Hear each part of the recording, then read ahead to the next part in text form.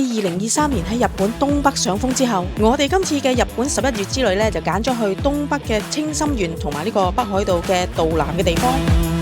因為2023年我哋去過東北，知道係好鬼靚，所以今次呢繼續安排11月初呢去呢個青森縣睇紅葉。至於札幌以北嘅地方呢，就冇紅葉睇啦，我哋睇嘅係雪景啊！呢一條片可以俾大家喺安排行程嘅時候呢參考一下，究竟11月初天氣會點樣嘅呢？你哋會預見到嘅係乜嘢嘅狀況嘅呢？我哋今次嘅行程呢，有坐新幹線，有坐巴士，亦都有自駕遊，因為有啲地方呢，就真係要自己揸車先至方便噶。依家就嚟話俾大家知，我哋今次嘅行程呢，去咗邊幾個地方。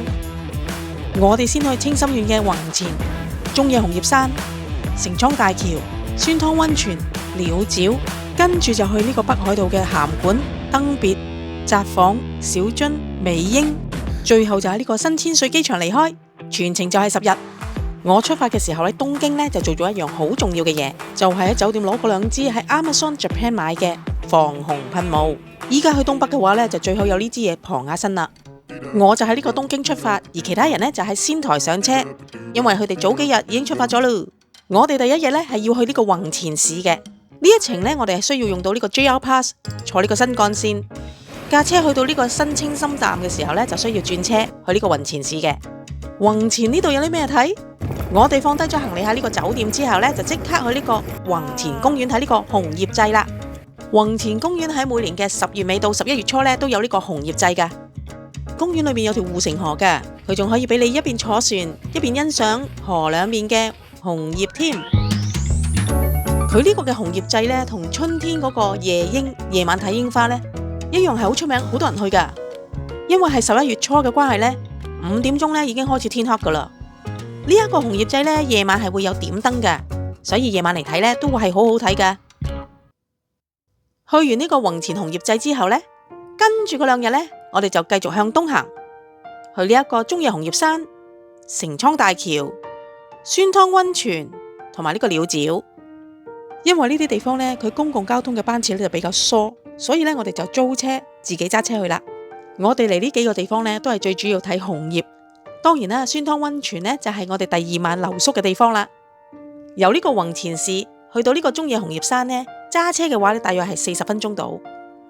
我哋呢，就係11月5號嚟到呢度嘅，正正呢，就係呢個紅葉見傾，真係靚到一個點啊！No, I'm not, I'm here, wish I could have broke this fall.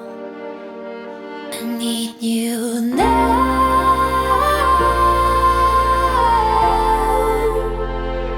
I don't care how.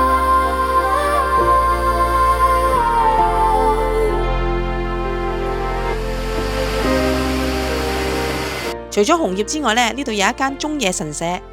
本來神社後邊呢仲有地方可以去噶，不過可惜啊，呢一輪紅人出沒，所以條路就封咗啦。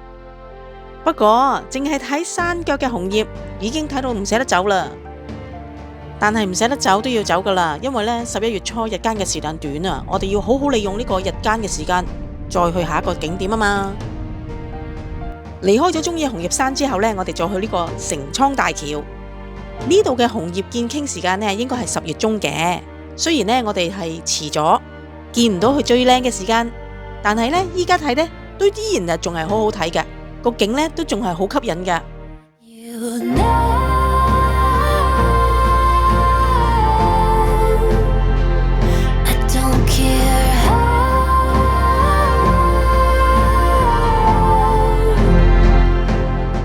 我哋喺呢度大約逗留咗唔夠1個鐘度啦，咁就繼續開車，再向東行多15分鐘呢，就已經到咗呢個酸湯溫泉旅館啦。呢一間嘅溫泉旅館呢，係出咗名混浴噶，即係男女一齊浸溫泉呢。你哋可以試下噶。我呢，就浸翻嗰啲男女分開嗰隻溫泉啦。嚟呢度除咗食同住同埋浸溫泉之外呢，最主要呢係因為呢度近鳥沼，而且呢經濟又唔貴。因為去睇呢個鳥沼朝宵呢一個大自然現象呢，係要好早起身噶，咁梗係揀間近啲嘅酒店住啦。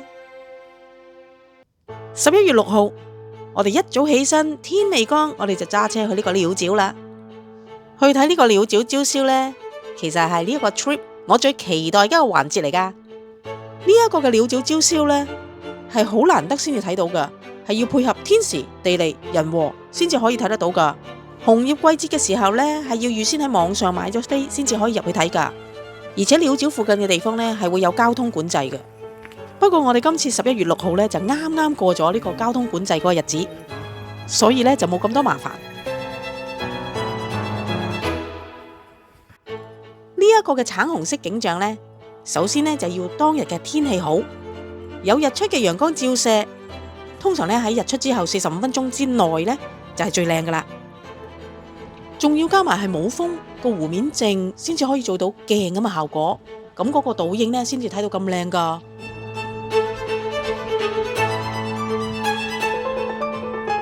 喺鳥沼再向南行就係出名嘅奧入瀨溪流啦。大家編行程嘅時候呢，可以考慮一下呢，將呢兩個景點包括放埋一齊。10月尾11月初呢，就係呢一度最佳睇紅葉嘅時間啦。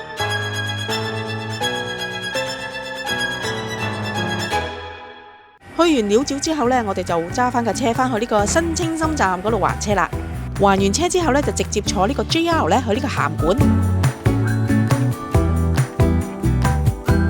我哋呢就坐12點36分嗰班新幹線係哈亞布沙。呢一隻車呢，就其實係我哋第一日由東京坐上去新青森站嗰一隻嘅新幹線嚟噶，即係話可以直接由東京坐到去呢個北海道噶。呢一條路線呢，係會經過連接青森縣同埋呢個北海道中間嗰個海底隧道嘅，但係去函館呢，就要喺呢個新函館站嗰度轉車。如果第一次去函館呢，我就覺得有3個地方我哋一定要去嘅。第一個就係五稜郭塔啦。喺塔上面呢，除咗可以睇到成個函館市全景之外呢，最好睇我覺得呢，就係呢個喺上面望落去呢個五稜郭花園啦。五稜郭花園呢，就出咗名，春夏秋冬都有唔同嘅美態嘅。依家11月初就見到紅葉嘅美態啦。第二個要去嘅地方呢，就係上呢個函館山睇呢個夜景啦。嗰日我哋呢，就因為纜車呢要定期保養，所以停開，所以呢，我哋就要搭巴士上去。呢一個嘅函館山夜景呢，就被稱為呢個百萬夜景嚟噶。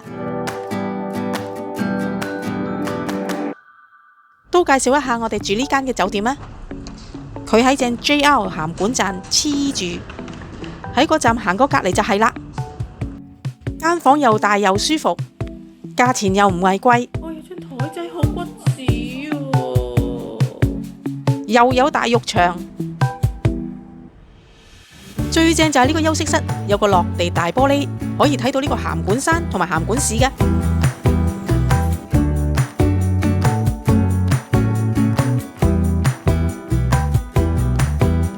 第二朝早一早就去呢個函館朝市。嚟北海道就梗係要食呢個蜜瓜啦。呢個北海道夕張蜜瓜好出名噶，大家唔好錯過啊！下午去呢個地方呢，就叫做園丁，我係非常之建議大家嚟嘅，因為呢可以睇到好多開埠嘅時候呢嗰個建築嘅。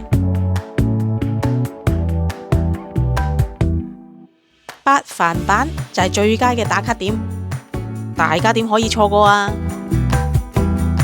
估唔到11月初呢，函館呢仲有咁多紅葉，仲係咁靚啊！最後一個地方要去嘅呢，就係呢個金森倉庫啦。其實呢一度呢係一個好大嘅 shopping 嘅地方，裏邊呢有好多好精緻嘅嘢。一定有啲嘢啱你買走嘅。第二朝我哋就出發去登別啦。我哋呢都係坐呢個 JR， 因為買咗張6日嘅 JR Pass 嘛。如果大家睇翻個地圖呢，就知道架車由函館去登別呢係要沿住個海去行嘅。其實一過咗函館之後呢，大家都睇到啦，地下係雪嚟㗎。成個景象呢都唔同晒啦，不過就係有咁多變化，又有山又有海，所以呢坐呢2個半鐘頭車呢就一啲都唔悶嘅。到咗登別站啦，仲要坐多1程巴士先至到我哋嗰間酒店噶。登別最出名呢就係嗰個地獄谷同埋呢度啲溫泉。呢呢一個地獄谷呢，其實就係遠古時候爆發嘅火山，因為呢個地方呢，周圍地下都仲係有煙噴出嚟，個樣就好似地獄咁，所以就叫做地獄谷啦。我哋嚟到呢度最開心呢，就係可以周圍行下山，睇下啲溫泉，加上天氣係好清涼，係非常之適合去行山嘅。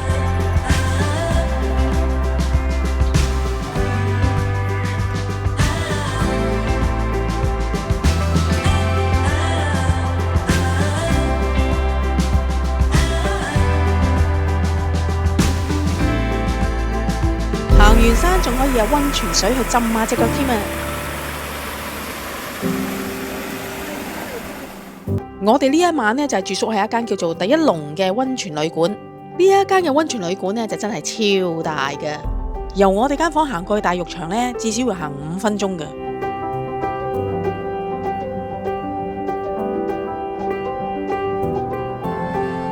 房間本身呢，就唔係特別豪華，簡簡單單咁啦。咁當然我哋呢，就係一泊二食嘅，可以俾啲嘢食大家睇下，參考下。除咗會席料理之外呢，夜晚嗰餐呢係可以揀 buffet 嘅。聽過呢個 buffet呢，口碑都係唔錯噶。食完飯之後呢，我哋仲有餘興節目，就係打下呢個乒乓波啦。瞓完一覺，第二朝我哋就出發去呢個札幌啦。由呢個登別去札幌呢，就要坐1個鐘頭零15分鐘。我哋都係坐呢個 JR， 我嗰張 JR Pass 呢，就 cover 埋呢一日嘅，啱啱呢就係第6日。跟住由札幌去小樽同埋美瑛嘅交通呢，就係另外俾同埋租車啦。嗱，依家呢就到咗呢個札幌站，我哋呢首先係將啲行李呢就放喺 locker 度先，因為我哋要去呢個北海道大學。我哋希望去到見到呢有金黃色嘅銀杏樹，不過似乎11月9號就已經遲咗啦，啲黃葉呢已經落晒喺呢個地下度咯。不過如果唔嚟睇下又唔深色嘅啫。睇完呢個之後呢，我哋就去今晚住宿嘅地方。呢一間酒店呢，就位於呢個李小路嘅。呢一間酒店都幾有趣噶。酒店嘅 lobby 呢，係一間有書睇嘅 cafe 嚟噃。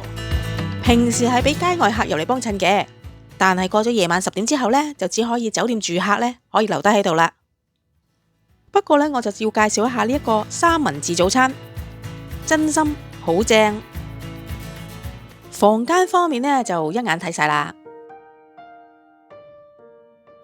，2張床就係咁嘅 size 啦。不過基本嘢，雪櫃、空氣清新劑都有嘅。咁細間房有張梳化仔都算係咁啦。廁所同浴室都尚算夠位，唔算係好逼。係每人4000 yen 一晚啫，唔好嫌咁多啦。第二朝我哋就由札幌去呢個小樽，車程呢係需要半個鐘嘅。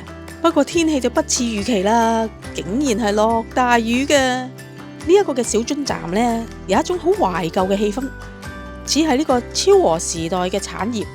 嚟到北海道，我哋最 concern 嘅呢就係去食海鮮。喺小樽市呢，我哋就去咗3個地方，一個呢就係三角市場、運河同埋呢個界町嘅商業街。原來呢個三角市場呢，就喺正呢個車站隔籬嘅啫。落到咁大雨，咩都唔使諗啦，一嘢就飆入去呢個三角市場啦。哇，裏面又窄又多人。不過咁係唔會影響我哋嘅終極目標，就係要去食海鮮，食好嘢。最後呢，我哋係揀咗呢隻大蟹嘅。估唔到咁細嘅市場呢，都有位俾我哋坐喺度食啊。老闆呢，就幫我哋將隻蟹呢，就整熟佢。我哋7個人呢，就 share 呢隻大蟹。呢度啲海鮮呢，真係好新鮮，好正啊！食完嘢呢，就去運河嗰邊行下啦。唉，咁鬼大雨，我最憎去旅行呢，就係落大雨噶啦。大家都好鬼狼狽噶嘛，仲要係鬼咁凍，得2.6度咋。不過一場嚟到都要望下個運河嘅。嗱，我哋就去嗰度界町嘅商業街。好彩呢條街呢，就真係好多嘢行，好多精品店。咁嘅天氣呢，就最好去 shopping， 全室內活動啊嘛。呢度真係有好多賣玻璃精品嘅店鋪。睇下呢隻北海道獨有嘅雀仔，雪之妖精幾得意。行到街嘅另一頭呢，就見到呢個煤氣鐘啦，同溫哥華 Gastown 嗰個係一樣噶。佢後邊嗰間鋪呢係專賣音樂盒嘅鋪頭嚟噶，大家唔好 miss 啊，一定要入去睇睇啊！嗰啲音樂盒呢多到呢，真係林林總總，你諗唔到個樣都有。你點估到音樂盒上面有個萬花筒嘅啫？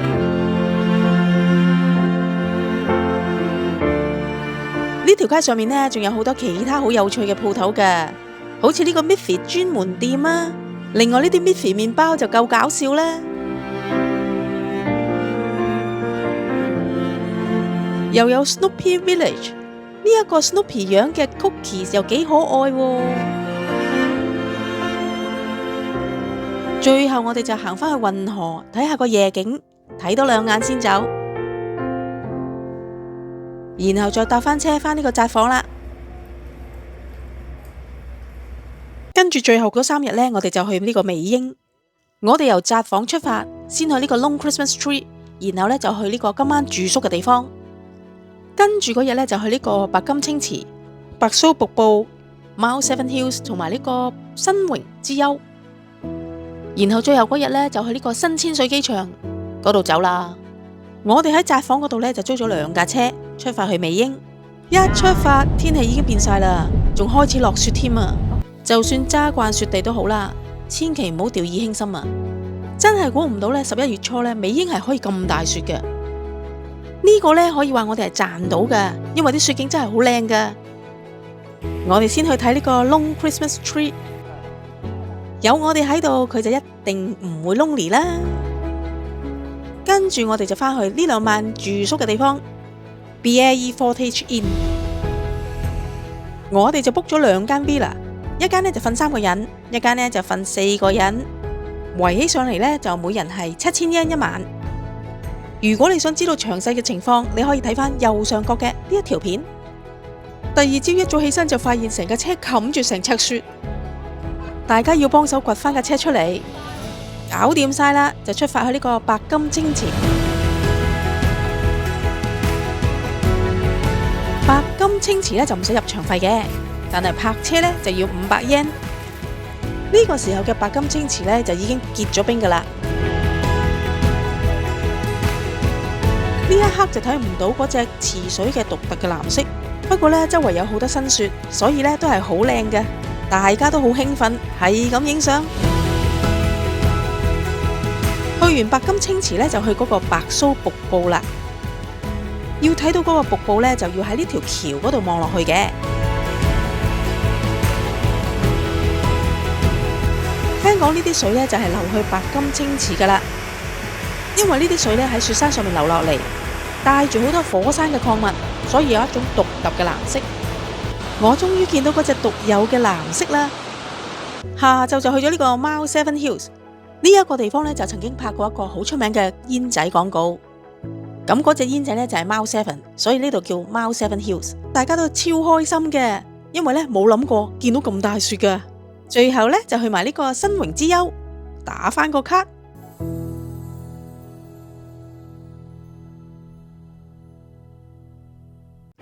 最後嗰日呢，我哋就要揸返架車去呢個新千歲機場嗰度還車啦。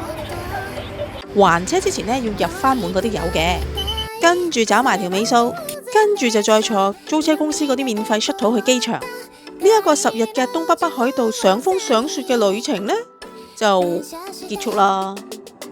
期待下一次呢，又再一齊去旅行啦。大家可以俾啲意見我哋下一次去邊度好呢？如果中意呢條片嘅話呢，就俾個 like 我。同埋咧 share 俾你啲 friend 睇下啦〜